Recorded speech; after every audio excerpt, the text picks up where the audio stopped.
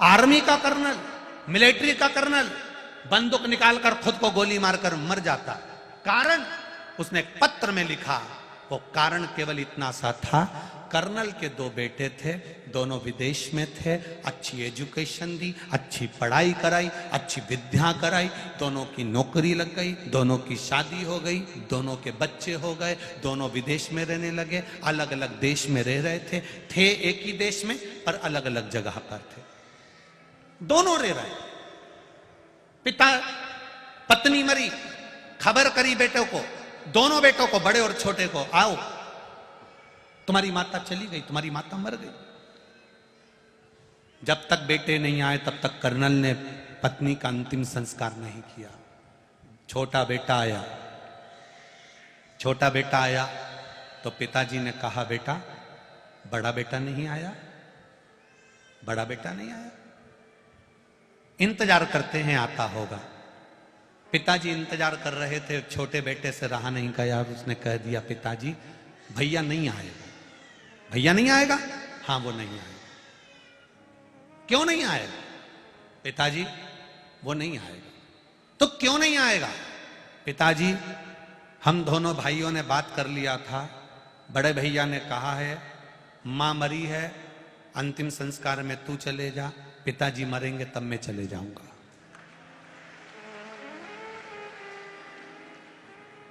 मां मरी है छोटे, अंतिम संस्कार में तू चली जा, पिताजी मरेंगे तब मैं चले जाऊंगा। बेटे के शब्द सुने और पिता की आंख में आंसू आए, अंदर गए, उन्होंने एक लेटर लिखा कर्नल ने, उसमें लिखा, हम दोनों माता पिता ने अपनी पूरी जिंदगी इनकी पढ़ाई में लगाई, हमने पूरी कमाई इनके पढ़ने में, विद्या में, शादी में, प्रॉपर्टी में, परिवार के इसी हंडे को भरने में हमने जिंदगी लगा दी और पूरा जीवन बच्चों को दे दिया। और बच्चे कह रहे हैं कि मां मरे तो तू चले जाना और बाप मरे तो मैं जाऊंगा। पिताजी ने लिख दिया कि बार बार आने की जरूरत नहीं है, मेरी प्रॉपर्टी का आधा हिस्सा मैं मिलिट्री को देता हूं और आधा हिस्सा अनाथालय को देता हूं और गोली मारकर मर। क्या संस्कार दिए हमने बच्चों को कि बेटा एडिलैंड में, बेटी है न्यूयॉर्क, बेटा एडिलैंड में, बेटी है न्यूयॉर्क, और ब्राइट बच्चों के लिए हुआ बुढ़ापा डार। काका क्या करोगे, ये रुपया कहां धरोगे, क्या करोगे इससे धन का? बेटे को पढ़ाया, doctor, engineer, collector, SP, DSP, तुम्हारे मर्जी पड़े, मंत्री, संतरी, कलंतरी जो बनाओ, पर शिव पुराण कहती है सबसे पहले उसको संस्कारित बनाओ, नहीं तो तुम्हारा अंतिम संस्कार नहीं कर पाए।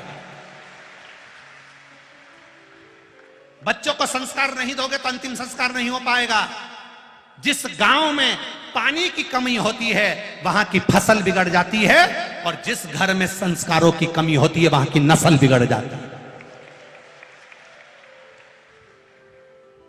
वृद्धाश्रम में जाकर देखना, बड़े बड़े पढ़े लिखे लोगों के माता पिता वृद्धाश्रम में मिलते हैं, कभी कोटेश्वर जैसे गांव के लोगों के माता पिता कभी वृद्धाश्रम में नहीं मिलेंगे, क्योंकि वो सेवा करना जानते हैं।